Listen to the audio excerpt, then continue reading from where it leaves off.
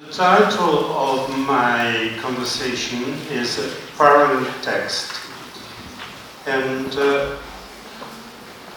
Louis-Ferdinand Céline wondered, I wonder how can they compare me to Henry Miller, who is translated, while everything is a question of the intimacy of the language, not to mention the emotional output of style. Style, for Céline, was untranslatable, just as poetry was untranslatable for Benedetto Croce. Such conceptions are the expression of an idealism against which Testo Fronte, the journal of which I am the director, has been fighting for 30 years by now. It all started with the observation that the dichotomies, faithful, unfaithful, faithful to the letter, faithful to the spirit, ut orator, ut interpres, verbum sensus, traduction des poètes, traduction des professeurs. All these dichotomies, from Cicero to Moulin, inevitably lead to the conviction that it is possible to transmit just the content. Naturally, the fact that it is possible to transmit just the content is a pure abstraction.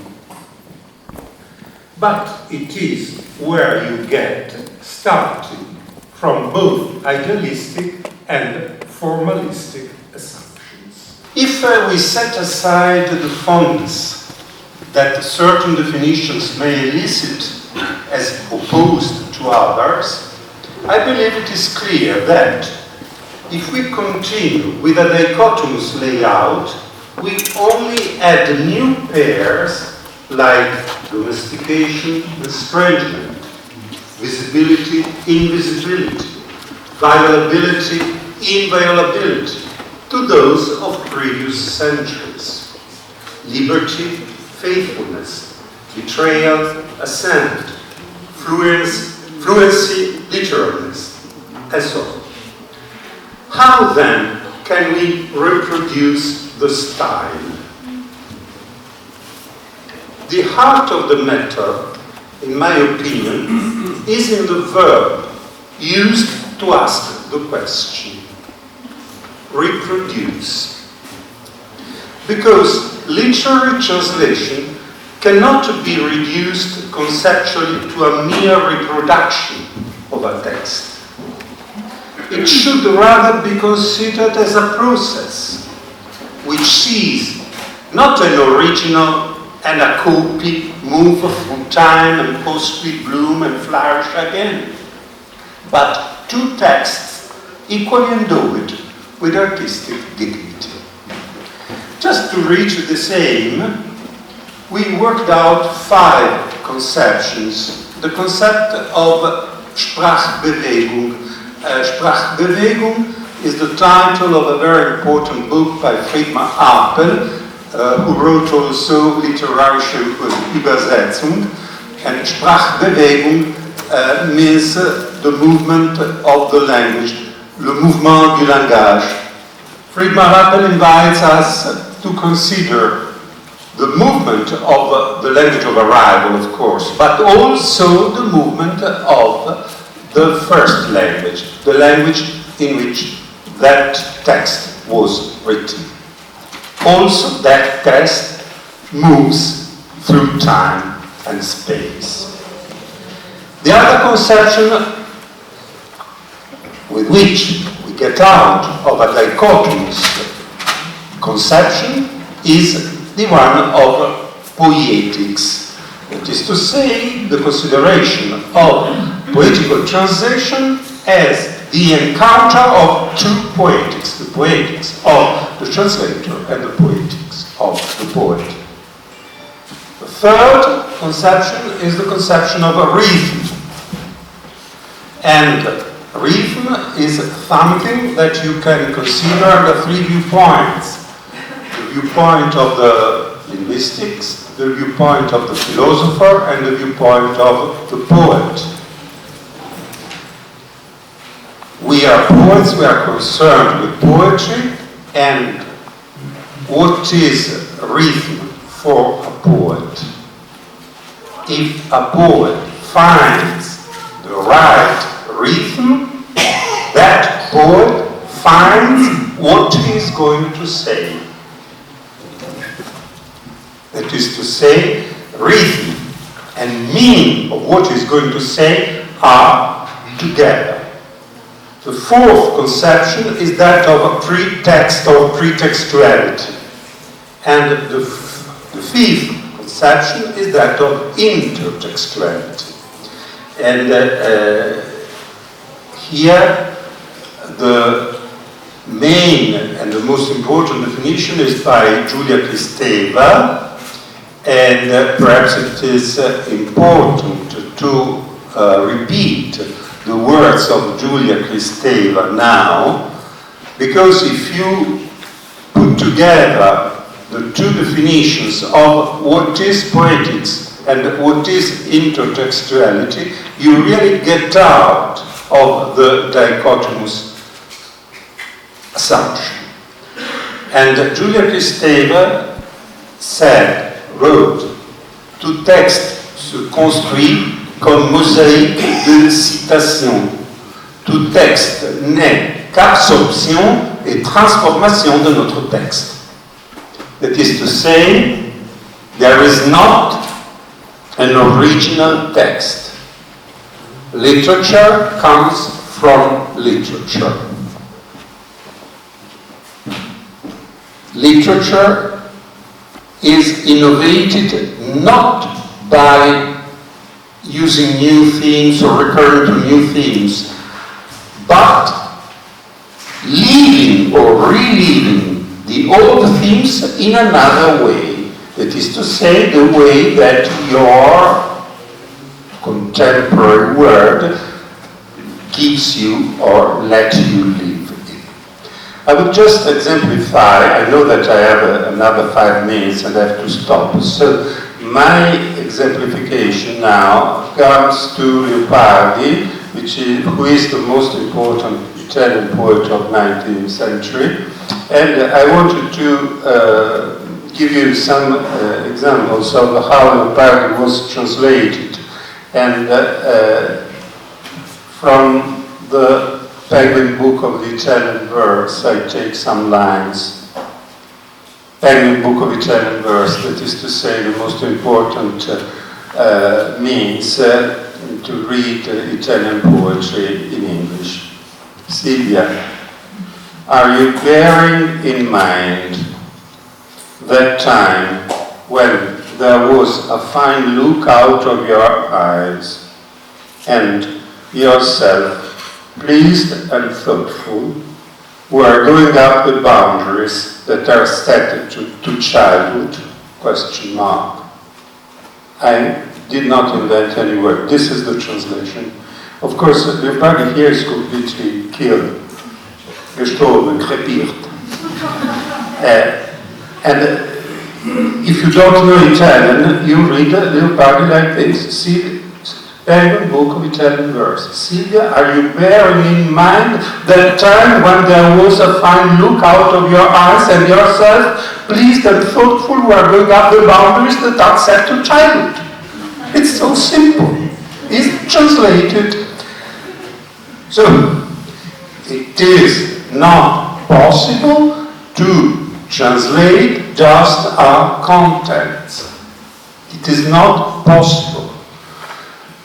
And that we had an important Italian poet, Franco Buffoni, who made a distinction between traduzione di servizio e traduzione di poesia.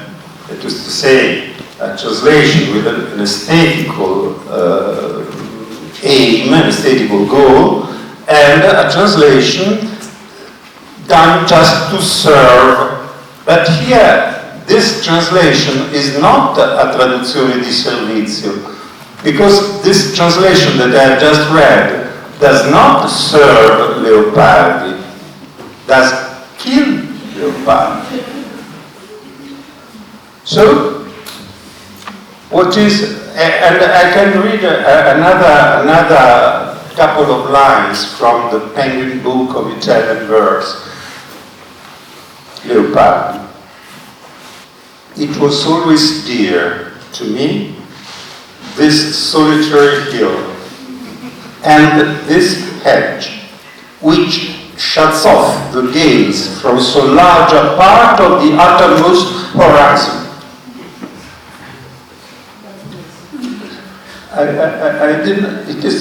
It was always dear to me, the solitary hill, and this hedge which shuts off the gaze from so large a part of the uttermost horizon. And this is Penguin Book of Italian Verse. Does not work. A content by itself means nothing. Does not exist. Traduzione di poesia. Translation of poetry. The same lines translated by Robert Lowell.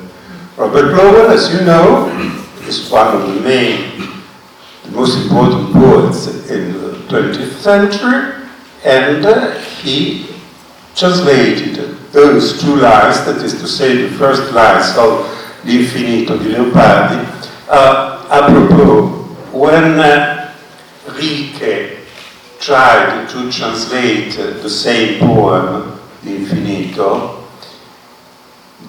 just the title, Infinito, he said, but is it a noun or is it an adjective? No Italian, we do not wonder whether it is l'infinito, un sostantivo, un aggettivo sostantivato, l'infinito. But a German is the first thing who asks, because Unendliche, Unendlichkeit is different. So how did Rilke solve this problem? He did not translate the title. He left the same title. He said L'Infinito, in German, L'Infinito. That is to say, no doubt. The poet is coming. And this poet, Robert Lowell, is coming too, translating the first lines of L'Infinito. We can read them and we find poetry. We really find poetry. That hill, pushed off by itself, was always dear to me. And the hedges near it that cut away so much of the final horizon. It is poetry. It is a good poetry by Robert Lowell. But you find here a rhyme au pair that it pushed off by itself was always dear to me, and the hedges near it, a wonderful rhyme au pair. And you have got also an enjambment, was always dear to me, and the edges near it that cut away so much of the final horizon. It is a beautiful poem, but it is a beautiful poem by Robert Lowell, because sempre caro mi fu quest'ermo colle, questa siepe che da tanta parte dell'ultimo orizzonte il guardo esclude. If you write that hill, that, sempre caro mi fu quest'ermo colle, that hill pushed off, you have broken, completely broken the relationship between space and time, and you have killed the poem in another way, of course, but you have killed it the same. As well as was always dear to me, and the hedges near it that cut out. The hedges. Sempre caro mi fu quest'ermo colle e questa siepe. The hedges. You may think of the hedges between one small villa and another small villa and another small villa in an American town. But you cannot find, sempre caro mi fu quest'ermo colle questa siepe, the hedges. Lord imagines many hedges. What is it? A labyrinth. So, you see, you cannot reach Leopardi neither by traduzione di servizio, which does not exist simply, nor by traduzione di poesia, which is another thing, completely another thing, a poem by Robert Lowell. I leave you, I know I've got just a minute, yes, with the one that I have called and defined traduzione di rispetto. It exists, it is possible, and it is what Testo Fronte tries to do. This poet is Margaret Rose, is a Canadian poet, and she translated The Infinito by Leopardi. And I leave you with and I read you the first lines of this traduzione di rispetto. Always dear to me was this solitary hill and this hedge, which from so great a part of the farthest horizon excludes the gaze, but sitting and gazing, boundless spaces beyond that, and superhuman silences and profoundest quiet I, in my mind, create.